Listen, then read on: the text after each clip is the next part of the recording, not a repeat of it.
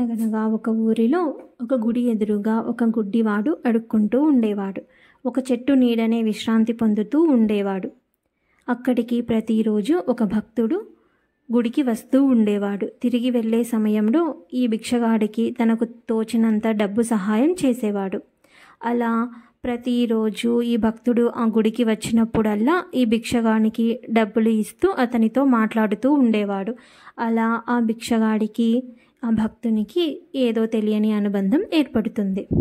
కొద్ది రోజుల తర్వాత భిక్షగాడు చాలా ముసలివాడైపోతాడు.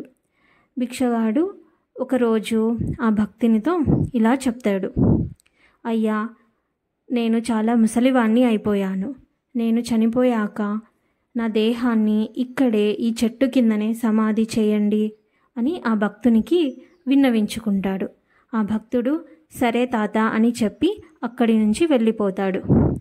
కొన్ని రోజుల తర్వాత ఆ భిక్షగాడు చనిపోతాడు. దానిని ఆ భక్తుడు చూసి చాలా బాధపడతాడు. ఆ భిక్షగాడి చివరి కోరిక మేరకు అతను చెప్పిన స్థలంలోనే ఈ భక్తుడు గొయ్యి తవ్వుతాడు అతని శవాన్ని పూడ్చిపెట్టడానికి. అలా గొయ్యిని తవ్వుతూ ఉండగా దాని నుండి ఒక పెద్ద నిధి బయటపడుతుంది. అందులో వెండి, బంగారు నాణాలు చాలా ఉంటాయి. ఇవన్నీ చూసి ఆ భక్తుడు చాలా ఆశ్చర్యపోతాడు. తర్వాత ఆ డబ్బులు, ఆ బంగారు నాణాలను తీసుకొని దేవుని దగ్గరికి వెళ్ళి ధన్యవాదాలు చెప్పి చాలా సంతోషపడతాడు ఆ భక్తుడు. చనిపోయిన భిక్షగాడు స్వర్గానికి చేరుకుంటాడు. భిక్షగాడు స్వర్గానికి వెళ్ళిన తర్వాత అక్కడ అతనికి ఈ సంగతి తెలిసింది. జరిగిన దానికి సంతోషపడతాడు.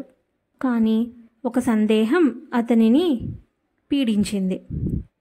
నిధి మీదే నేను ఇన్నాళ్ళు కూర్చొని నా జీవితమంతా అడుక్కుంటూ భిక్షగాడిగానే ఉండిపోయాను. దారిన పోయే దాన్నయ్య కోటీశ్వరుడు అయ్యాడు. ఏమిటయ్యా ఇది అని బ్రహ్మదేవుణ్ణి ప్రశ్నిస్తాడు ఆ భిక్షగాడు.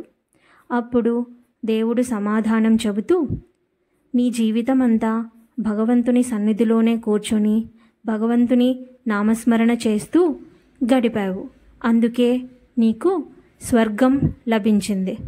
కానీ ఆ భక్తుడు రోజు భగవంతుని నామస్మరణ చేస్తూ ఇతరులకు సహాయం చేస్తూ ఉండేవాడు.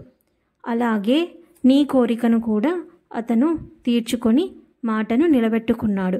అందుకే అతనికి సిరి సంపదలు లభించాయి అని చెప్పాడు దేవుడు ఆ భిక్షగాడితో. మానవ సేవే మాధవ సేవ.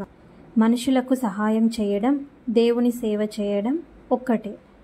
ఒక ఆకలితో ఉన్న వ్యక్తికి అన్నం పెట్టడం లేదా కష్టంలో ఉన్న వారికి సహాయం చేయడం దేవుని పూజ చేసేంత పవిత్రమైన పని. దేవుడు మన ఆలయాల్లోనే కాదు, మన చుట్టూ ఉన్న వారిలో కూడా ఉంటాడు. అందుకే మనిషికి చేసే సహాయం దేవునికి సేవ చేసినట్లే.